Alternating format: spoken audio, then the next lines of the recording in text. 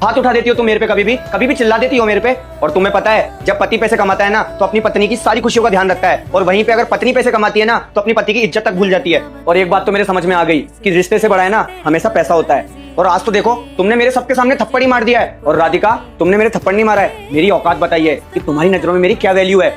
देखो रजत, तुम्हें पता है ना तुमसे प्यार तो बहुत करती हूँ। अब छोटी मोटी बातों में गुस्सा हो जाती हो तो क्या हो गया। अब ये सब बातों को छोड़ो, लाओ तुम अपने मुझे कपड़े दे दो, मैं कबर्ड में रख देती हूँ। तुम्हारे लिए तो ये सब कुछ नॉर्मल है क्योंकि तुम्हें मेरी परवाह ही नहीं है। और जब तुमने मेरे सबके सामने थप्पड़ मारा था ना तो वहाँ के आसपास के लोग मुझे कैसे देख रहे थे, उनके सामने मेरी कोई इज्जत नहीं बची अब। और क्यों रहूं मैं इस घर में जब मेरी इज्जत ही नहीं है। और सब बोलते हैं बाहर कि ये तो अपनी बीवी के टुकड़ों पे पलता है। और एक आदमी है ना सब कुछ बर्दाश्त कर सकता है, पर उसकी बीवी की नजरों में उसकी इज्जत ना होना ये कभी बर्दाश्त नहीं कर सकता। जा रहा हूँ मैं ये घर छोड़कर, वो भी हमेशा हमेशा के लिए। अपनी आगे की जिंदगी अपने हिसाब से जीऊंगा, खुद पैसा कमाऊंगा और खुद की इज्जत खुद बनाऊंगा।